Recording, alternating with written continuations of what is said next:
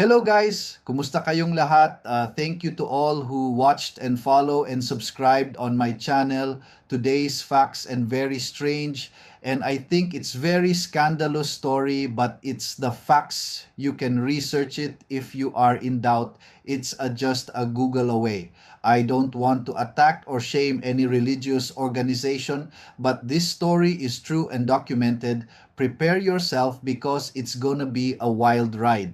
The lascivious history of Maria Firraos' infamous convent.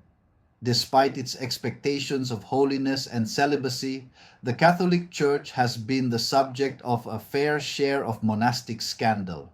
Nearly all of these scandals, however, pale in comparison to the tales of coercion and wrongdoing that haunt the history of Maria Agnese Firraos' convent. The nuns in Rome's Sant'Ambrogio della Massima were subjected to sexual initiation rites, sometimes involving upwards of 3 people.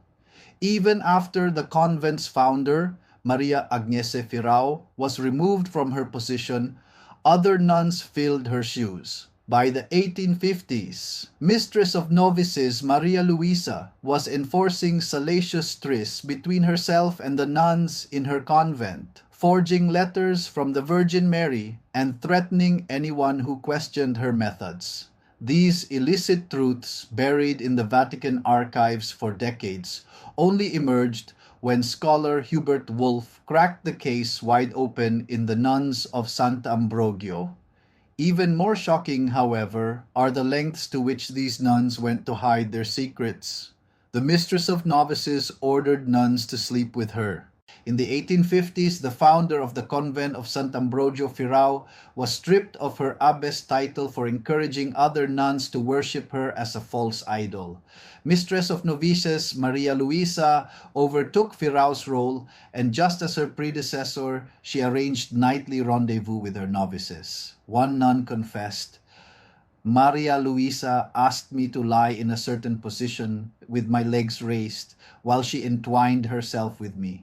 She then made movements and a sound such as I cannot express in words, as she instructed me to position myself so that I could receive her bodily fluids into me." Maria Luisa claimed that these fluids could cure illnesses. She also asked the novices to lay face to face and breast to breast with her as part of their initiation ritual. The convent's founder had a 3-way encounter with a priest and a nun. The convent's founder, Maria Agnese Firrao, was involved in several scandals during the early 19th century. Although she had been a spiritual advisor to Pope Leo XII, Firrao found herself in hot water when her misdeeds became public. Firrao not only had an affair with her confessor, but she also engaged in a 3-way tryst with her confessor and another nun. She performed false miracles and had 2 abortions when she became pregnant by clerical officials. Miraculously, Maria Agnese's convent wasn't shut down by the Inquisition in 1816 when she was stripped of her title as abbess. Instead, the illicit activity continued behind closed doors. The confessor claimed their acts were spiritual rather than lustful. One of the confessors at Sant'Ambrogio harbored a secret. He was living under an assumed name. He was actually Joseph Kleutgen, an advisor to the Pope and a leading theologian. In 1848, Kleutgen began an affair with one of the nuns, and during the Inquisition trial, the confessor admitted that he had multiple carnal encounters with Maria Luisa. Kleutgen tried to defend himself. Their affair, he insisted, was purely spiritual, not about lust, Kleutgen claimed, but about religion.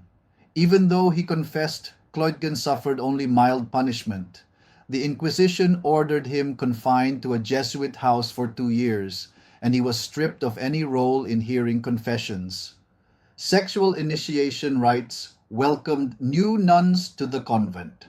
Maria Luisa introduced some unorthodox practices to new nuns, including sexual initiation rites. Maria Luisa told the nuns that her bodily fluids contained divine blessings, which could be shared during climax.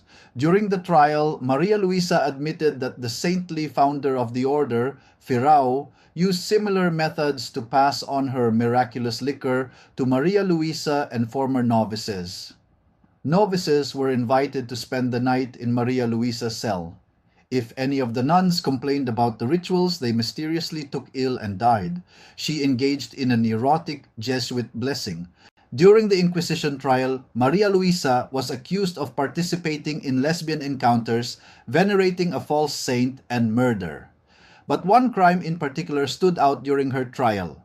According to witnesses, Maria Luisa had engaged in what was termed a Jesuit blessing but was actually an erotic ceremony. The secret blessing, passed down from the convent's founder, Maria Agnese Firraos, consisted of French kissing, among other things. One witness said that the male confessor made the sign of the cross on her throat with his tongue. Sometimes he put his tongue into the penitent's mouth and kissed her on the heart. While receiving the blessing, nuns sometimes fell into a state of ecstasy on their knees before the confessor.